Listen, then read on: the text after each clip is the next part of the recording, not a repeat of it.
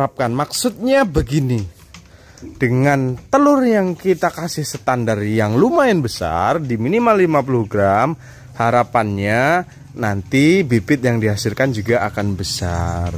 Tentunya kalau bibitnya besar, insya Allah dengan induknya juga besar seperti ini, insya Allah pertumbuhannya akan cepat. Nah, ini adalah cara untuk menghadapi harga pakan yang naik. Ini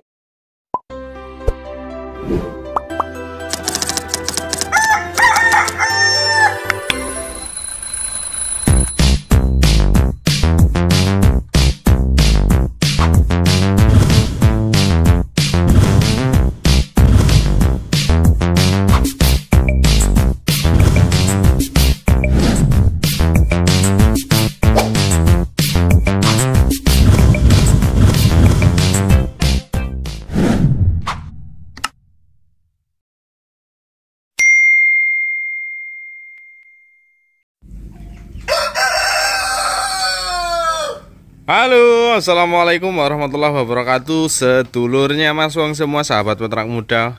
Alhamdulillah Wong ya. Hari ini di kandangnya Big Boss ya, di kandangnya Big Boss. Saya mau ngasih tips tentang siklus peternak mandiri, atau ini juga bisa digunakan sebagai siklus ketika Anda sebagai produsen bibit DOC atau anak ayam, bibit ayam kampung. Bagaimana supaya siklusnya benar-benar tertata, dan itu nanti akan berguna ketika Anda bisa menghitung modalnya berapa, yang dihasilkan berapa, untung bersihnya berapa. Karena kalau setiap usaha, walaupun ini skala rumahan, tapi menurut saya ini juga harus ada hitungan bisnisnya. Mas, saya hanya hobi, nggak bisa. Ini menurut saya walaupun skala rumahan, karena ini juga sudah banyak. Dan umumnya juga peternak mandiri itu kan induknya nggak banyak, tergantung kapasitas, modal, terus fasilitas kandangnya. Maksudnya begini, banyaknya induk itu akan disesuaikan dengan rencana kawan-kawan.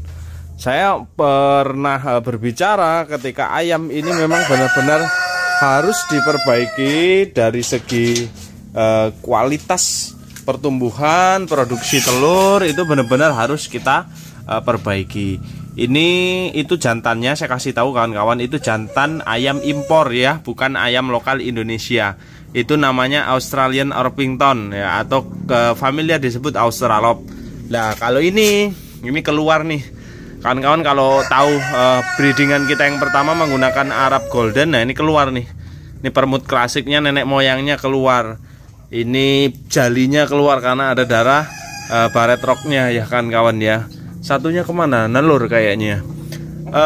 Ini saya gunakan sebagai pencetak anak ayam yang tujuannya adalah menjadi tipe petelur atau induk kampung pedaging. Kalau kawan-kawan mau jual ayam pedaging, jantannya itu kita tarik, kita kasih jantan yang bukan tipe petelur, supaya lebih maksimal dari segi pertumbuhan, memangkas ketebalan bulu dan lain-lain. Kalau ayam tipe petelur, saya pastikan bulunya pasti tebal. Nah, karakter bulu ini kalau untuk ke ayam pedaging itu kurang pas, makanya bisa Anda ganti bangkok. Kalau nggak punya sengkuni, bisa Anda ganti gaok ya, dan semacamnya. Dengan kita tahu jenis ayam yang kita breeding secara kualitas, spesifikasi dan lain sebagainya, kita bisa memutuskan jumlah betina yang akan kita pelihara. Ini kalau konsep peternak mandiri. Contoh produktivitasnya itu 70% ya, stabil di 70%. Berarti setiap 10 ekor sehari itu rata-rata 7. Siklusnya berapa? Siklusnya itu 7 hari baru dimasukkan telurnya. Jadi semua ayam yang ada di sini, telurnya kami kumpulkan selama 7 hari baru dimasukkan ke alat tetas. Gunanya apa? Gunanya adalah supaya kita tidak boros waktu, kita tidak boros modal. Dan daya cetak anak ayam atau bibit kita itu benar-benar tertata dan banyak. Bayangkan kalau setiap hari kita masukkan alat tetas. Iya betul, setiap hari akan ada yang menetas ketika sudah mencapai 21 hari memasukkan mesin tetas. Tapi begitu menetaskan sedikit, tentunya yang repot kita. Mau kita besarkan juga kita repot, karena setiap hari panen anak ayam, terus mau kita jual juga secara kuantitas itu tidak pas ya. Pasnya itu 7 hari, itu maksimal ya, maksimal di kita itu 7 hari. Maksimal 7 hari, jangan lebih dari 7 hari ya. Kalau lebih, tapi jangan sering-sering, karena 7 hari itu supaya siklusnya benar-benar pas. Karena ini ayam ini, telur ayam kan netasnya itu 21 hari ya kan kawan ya. Kalau kita bagi 7 kan ada 3 generasi di alat tetas. Itu nanti maksimal hasilnya ya. Ini induk-induk kita dengan produktivitas induk atau betina yang benar-benar maksimal, tentu itu akan berpengaruh ke keuntungan kita. Makanya kalau peternak mandiri atau Anda pembreeding penghasil DOC pedaging atau bibit ayam kampung pedaging, Anda sesuaikan dalam artian pasarnya itu bagaimana. Kalau Anda mau jual DOC pedaging, kira-kira kebutuhan seminggu 3 box Mas Yoga atau 300 ekor. Bagaimana cara mensiasatinya? Ya sudah, ketika kita kebutuhannya 300 ekor, berarti minimal itu 100 induk. 100 induk cukup nggak? 100 induk 70 kali 7 berapa kan? 49 ya cukup. Kalau 100 induk, produktivitas telurnya di 70%, kepotong fertilitas, kepotong daya tetas. Nah, saya kira nanti itu pas, tepat sasaran lah. Kalau Anda peternak mandiri ya harus juga disesuaikan dengan kandang Anda dan kebutuhan pasar Anda. Contoh, jadi peternak mandiri harus disesuaikan pasarnya. Berapa jumlah yang akan Anda ternak, itu harus disesuaikan kebutuhan pasarnya. Karena kalau overload, Anda yang pusing. Jadi harus tepat sasaran. Kalau kita mau nambah populasi juga harus benar-benar sudah paten tuh. Oh oke, nambah populasi bisa. Tapi kalau nggak bisa jangan main-main. Nanti overload Anda nggak bisa jual, otomatis Anda jualnya yang penting laku. Nah ini kadang nih animo peternak rumahan kayak kita ini, mental jualannya itu jelek kalau menurut saya. Mental jualan yang penting laku, barang saya keluar. Secara tidak sadar Anda menghancurkan usaha Anda sendiri. Karena harusnya ayam kampung ini tetap ada di kelasnya. Jangan malah mentang-mentang kita nggak laku, kita turunin harga. Itu sia-sia. Mending Anda press kebutuhan ke penghasilan jumlahnya sesuai dengan kebutuhan pasar, tapi harganya bagus. Daripada Anda nambah populasi, tapi Anda jualnya murah. Malah menurut saya keuntungannya lebih kecil dari yang disesuaikan dengan kebutuhan tadi. Makanya ini kadang mental jualan kita ini peternak rumahan ini yang buat jelek kayak gitu. Yang penting laku.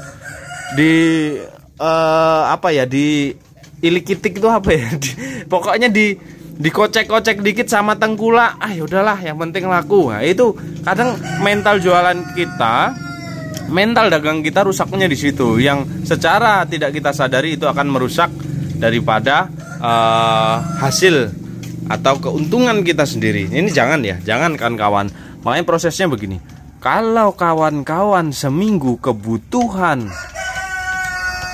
ayam pedagingnya yang siap potong entah tengkulak entah rumah makan, contoh 50 ekor, ya sudah. Berapa kalau 50 ekor? Ya kalau 50 ekor saya kira sekitar 20 lah paling aman. 20 itu paling aman ya. Karena taruhlah produktivitas telurnya 14 butir, 14 kali 7 nah, disesuaikan ya. Disesuaikan. Kalau 50 ekor tuh bentar 7 kali 7 49 ya, sekitar 15 sampai 20 ekor itu. 20 ekor induk. Yang aman ya 20 ekor lah Anda ternak. 20 ekor ini kan hanya membutuhkan sekitar 3 sampai 4 koloni seperti ini. Ini kalau saya nekat dengan tipe-tipe pacek kita yang daya kawinnya bagus, kalau 20 ekor kan bisa cuman 3 koloni nih.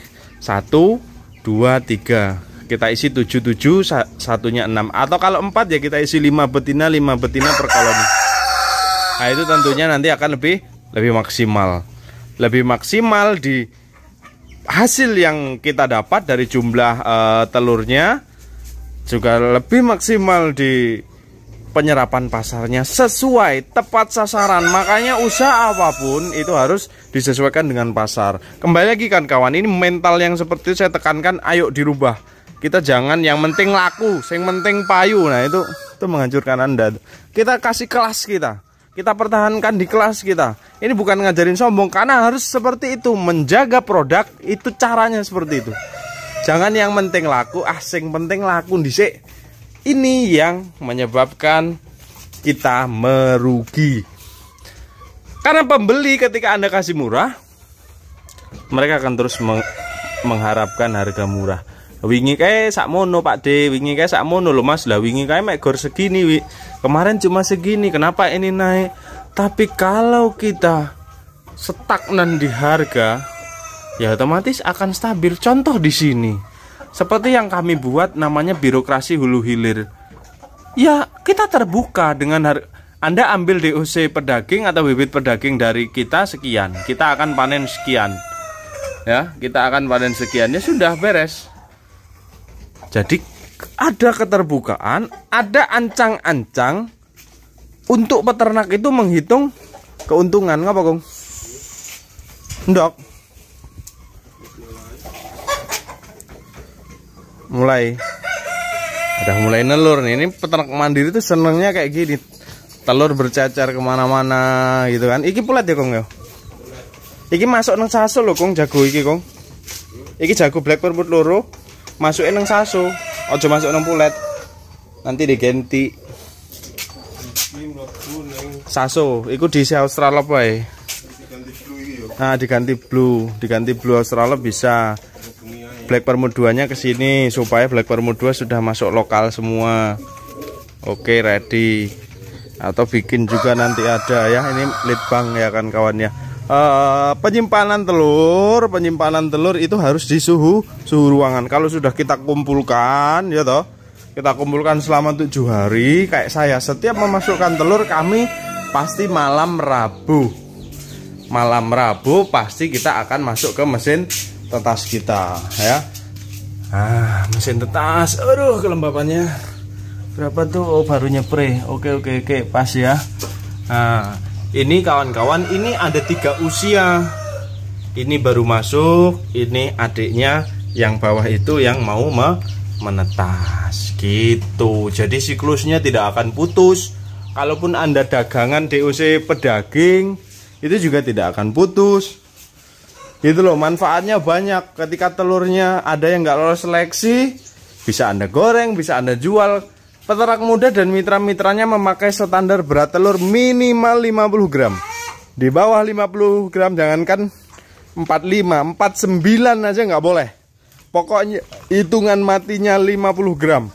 Jadi setiap bibit yang dihasilkan, setiap DOC yang dihasilkan tentunya akan sesuai dengan apa yang kita harapkan. Maksudnya begini, dengan telur yang kita kasih standar yang lumayan besar, di minimal 50 gram, harapannya nanti bibit yang dihasilkan juga akan besar. Tentunya kalau bibitnya besar, insya Allah dengan induknya juga besar seperti ini, insya Allah pertumbuhannya akan cepat. Lah ini adalah cara untuk menghadapi harga pakan yang naik. Ini keluhannya begitu toh. Ya kita harus persiapkan dulu dari hulunya, dari bibitnya, dari pondasinya. Ini peternak mandiri kalau ecek-ecekan Anda pelihara induknya yang telurnya sedikit, yang nggak cepat besar, ya wajar Anda mengeluh rugi, Anda mengeluh nggak ketemu, harga pakan tinggi, wajar. Karena Anda tidak siap. Istilahnya Anda melawan tank, Anda cuman pakai senjata tangan saja, nggak sepadan. Ya kan, nggak sepadan. Kalau musuhnya atau pakannya, istilahnya kalau kita perang ya, kalau kita perang, mereka pakai barakuda, ya kita pakai tank baja lah. Jadi kita siap untuk fight, kita siap untuk tempur gitu loh. Jangan nggak bisa main-main bro, harga pakannya mahal, makanya harus disesuaikan. Silahkan mereka makan pakan mahal, tapi Anda harus menghasilkan telur yang banyak. Di sana udah mulai nelur tuh pagi-pagi, tapi Anda juga harus cepat besar supaya ketemu. Lah kalau silakan kamu makan banyak, kamu nelur sehari 7 ekor 1, 2 ya benjut. Silakan kamu makan yang banyak, kamu terserah lah mau mencapai bobot 1 kilo mau 4 bulan silakan, ya nggak akan ketemu bro. Makanya kalau bicara tentang ayam kampung asli dengan ayam kampung persilangan seperti ini, tentu tidak akan relevan kalau disandingkan dengan harga pakan.